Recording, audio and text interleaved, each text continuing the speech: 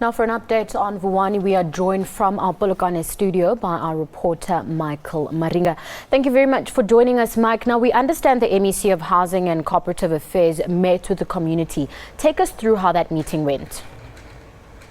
Good evening to the viewers at home. Look, it's indeed that Minister Mahlobo and the MEC for Koksta, Mema Krupeja, were at Vuwani today. Let's indicate that the invitation was extended to us that there will be a meeting between the minister, the MEC, mayors, and the community in general. But due to the violent nature of the people there, it was difficult for them to cross from Mashawu to Vuwani through Feyeboom because there were barricades. But because police were there in numbers and people were escorted to go into the meeting did happen, but unfortunately it was behind closed doors. Media was not allowed in that meeting. And let me also indicate that there were very few people who attended that meeting, mostly ANC members. The general majority it's not prepared to attend such meetings. That is what they said when they were talking to us, to say that currently there is a discussion that is happening between the president and their king, King Tony Mpepurama Bulan. Those are the only two people who will come down to Vuwani and the surrounding areas to come and give them a feedback regarding their demand to remain in Makado. Mike, we saw earlier on a little bit of what Jessie Duarte had to say. What else did she try to drive within that meeting in terms of where the ANC stands with regards to the issue of Vuwani? Look, it was a closed meeting, but we had a very long discussion with ANC DSG Mayor Jessie Duarte. She indicated that this is indeed a very worrying situation, but she has made a call to the people of Vuwani and surrounding areas to say they must come around the table, they must start discussing this issue, because resorting to violence will not assist the situation, especially at this stage, because we're looking at thousands of kids who are now stranded. They cannot go to school. They are stuck at home. She is saying that the ANC is driving a program where they want schooling to be restored first, so that they can start engaging on other matters. But the meeting was closed. That is what she told us immediately after the meeting. The rest of the things that were discussed behind closed doors, unfortunately, we were not privy to. Now, Mike, you've just mentioned now that the ANC's DSG is encouraging the community to engage in discussions, but it seems like they're not interested in speaking, as tensions are still quite high. What's the sentiment of the people of Vuwani as it stands? Look, there's a different feeling of views from people on the ground. Like tomorrow, they are going to a village called Davani.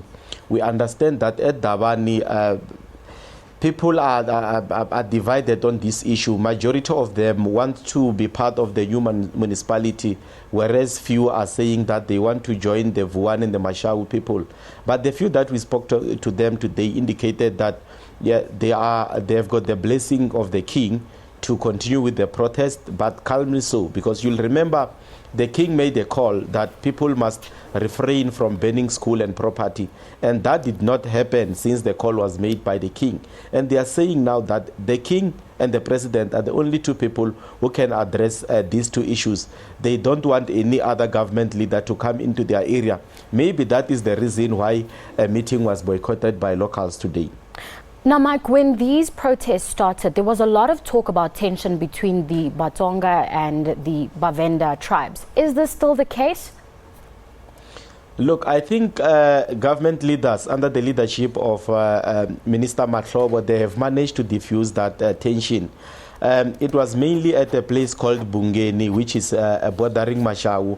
We have seen the Tsonga-speaking people making a wall to say they won't be allowing any vendor person to go past through their area, because the people at the other side were burning schools and property. So in a way, they were trying to protect their property. But since the burning of property stopped, we have seen a calm in those two areas. The tension is no longer there. Those tribal utterances are no longer there. It looks like there is calm now. The team that has been working on the ground seems to have done enough, because they've been talking to traditional leaders, to talk to their people, to try and refrain from making unnecessary statements and blocking free movement in the area. So the tribalism part seems to have faded away for now.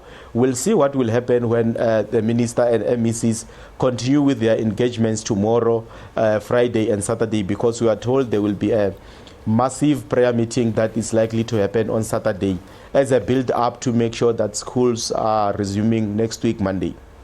Now, Mike, beyond talking about it, what arrangements are being made to make sure that schools continue? I know you're saying that they want them to be opened, but I understand that it's going to cost a lot of money to rebuild the schools. So what are they going to be using? Are they going to be using maybe town halls, or what other arrangements have they made to ensure that children are in the classroom on Monday?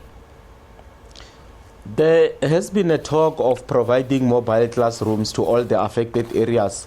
But strange enough, when I was there today, especially at Vuwani and Feyeboom, talking to little children, asking them as to when are they going back to school, they said what they know is that their school will reopen on the 3rd of August. That will be after the local government elections. Look, it will depend on how the interaction between the minister and MECs with the affected community will go. But if they don't come to the party, the likelihood of schools resuming on Monday will remain a dream, because majority of the people there are not prepared to go back to the school. They are saying that they will only return to the school if and when the decision to move them to merge with Malamulele it's reversed. But let us also indicate that there are those who want to back to school, but unfortunately the voices that are echoed by the majority seems to be prevailing at this stage. Mayor Njimutseha was there to try and check the damage. She indicated that there will be a quick intervention from the department. Indeed, they are showing commitment, but people of Vuwani and the surrounding areas have not made a commitment in that regard. But let's see how the meetings will go between today and Sunday. If communities agree that schooling must resume, then it can happen on Monday. But as it stands now, it doesn't look like it will happen. Well, Mike, we definitely hope that the schools will open before the 3rd of August, because that would be a definite injustice to those children. Thank you very much for joining us. That was our reporter, Michael Maringa, joining us live from our studios in Polokwane.